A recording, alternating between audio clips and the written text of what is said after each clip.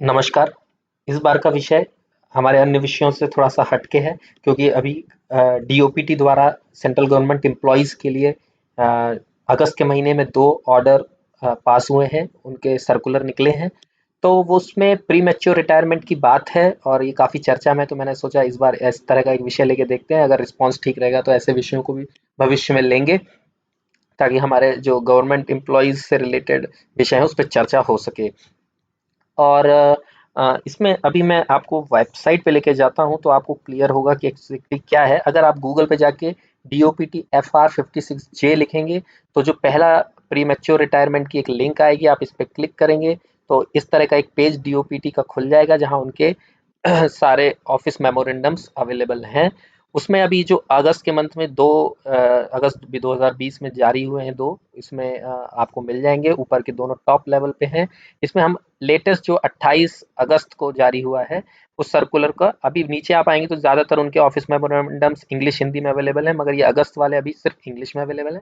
तो PDF English latest वाले पे क्लिक करेंगे तो आपके सामने वो ऑफिस मेमोरेंडम जो है वो खुल जाएगा। ये बात करता है सेंट्रल गवर्नमेंट एम्प्लॉयज़ के प्री मैच्योर रिटायरमेंट की। तो हमारे लिए एक कंसर्न है कि क्या है एग्जैक्टली ये, और इसमें किन लोगों को कवर किया है, क्या एक्चुअली उनके पॉइंट्स हैं, उसको हम देखेंगे। तो सबसे पहली बात तो ये हमें समझना है कि प्री मैच्योर रिटायरमेंट और कंपलसरी रिटायरमेंट दोनों अलग चीज़ें हैं।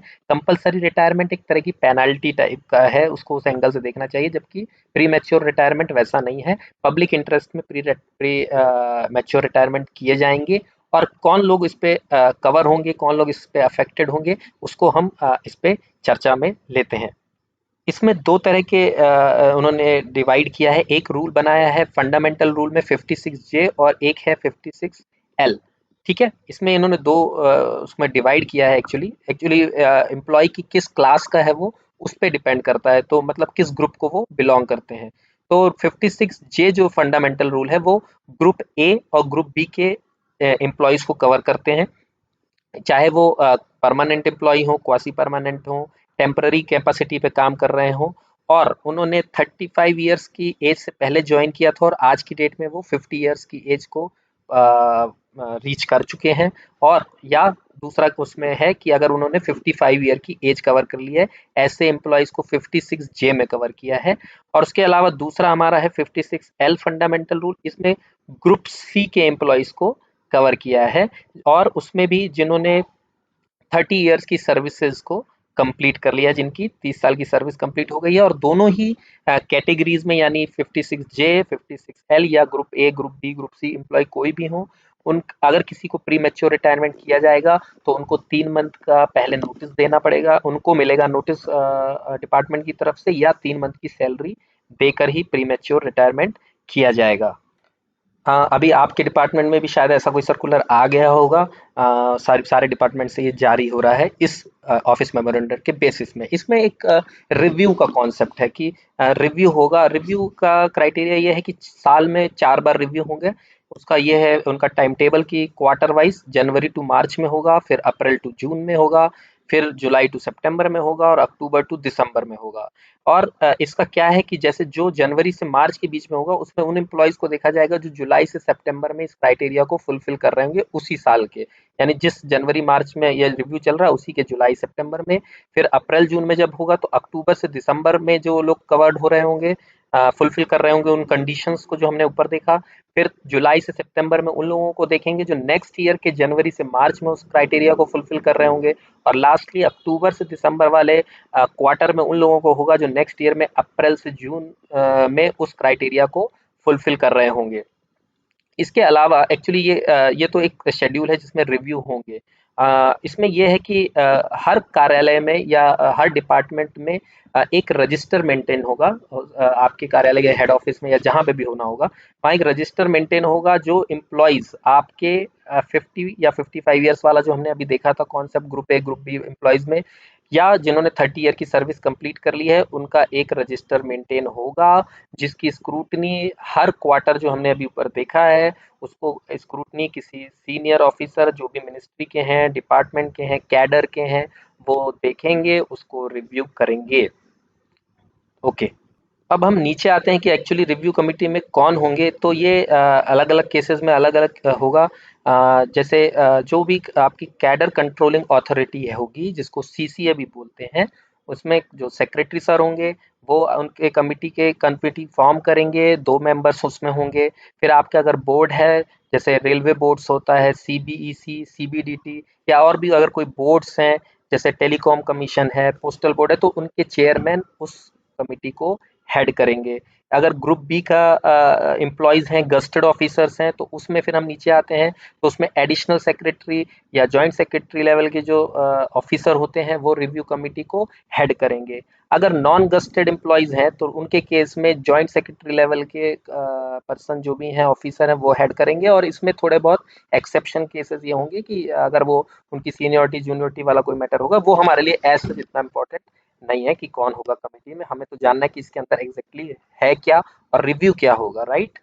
इसके अलावा हर डिपार्टमेंट में एक इंटरनल कमेटी भी फॉर्म होगी, जो 3 महीने पहले, आपका जब भी रिव्यू का समय आएगा उससे पहले जो है, वो सर्विस रिकॉर्ड्स की भी स्क्रूटनी करके सारे इंपॉर्टेंट समरी बनाकर उस पर्टिकुलर एम्प्लॉयज के सारी रेलेवेंट इंफॉर्मेशन निकाल कर उस रिव्यू हेतु पुट अप करेंगे।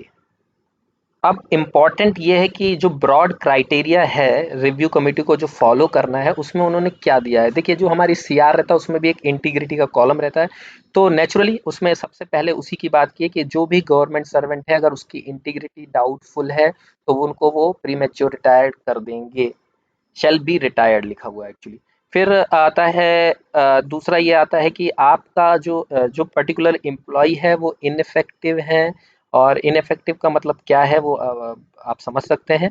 और इसका ये है कि अगर वो उनकी फिटनेस और उनकी कॉम्पिटेंस उस पोस्ट के लिए वो फिट नहीं है, तो वो रिटायरमेंट के लिए एलिजिबल होंगे।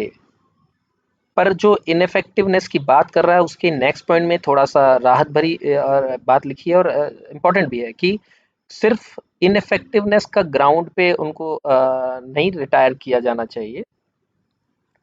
हाँ, मतलब ये है कि अगर मान लीजिए एम्प्लॉय को 1 साल ही बचा हुआ है रिटायर होने के लिए, सुपर एन्युएशन के लिए, तो फिर इनफेक्टिवनेस वाले को नहीं देखना है।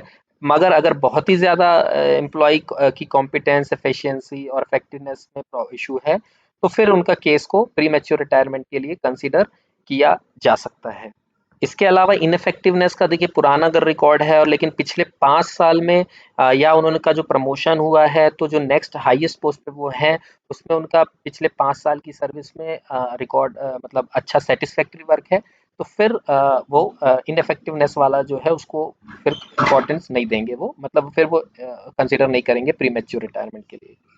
और इसके अलावा जो ध्यान देने वाली बात है कि सीआर और हमारे जिसको एपीआर भी बोलते हैं, एनुअल परफॉर्मेंस रिपोर्ट बोलते हैं, वो तो ज़रूर कंसीडर होगी ही रिव्यू के वक्त। इसके अलावा एंटायर सर्विस रिकॉर्ड एम्प्लॉय का भी देखा जाएगा, जो सर्विस रिकॉर्ड में एंट्रीज हैं उसका भी रिव्यू होगा, जो पर्सनल फाइल हमारी होती है।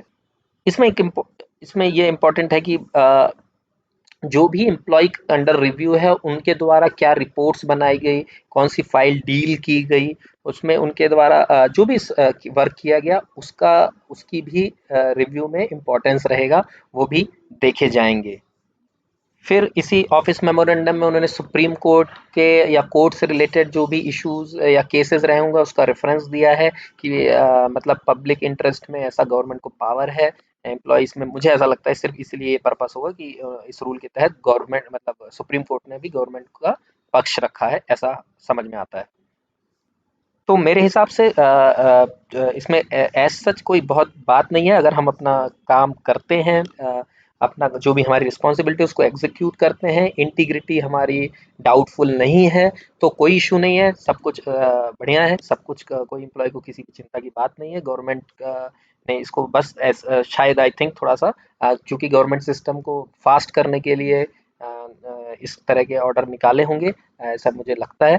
और आपको भी अपनी ज़िम्मेदारी अपनी तरह से निभानी है, इसके अलावा अदरवाइज़ कोई इश्यू इसमें एज़ सच नहीं है। तो इस वीडियो को हमने एक कुछ डिफरेंट टॉपिक पे डिस्कशन किया, आपको कैसा लगा इसके बारे में कमेंट कीजिएगा। अदरवाइज़ इस तरह के टॉपिक फिर नहीं लेंगे, अगर इसमें कोई इतना इम्पोर्टेंट ना लगे तो।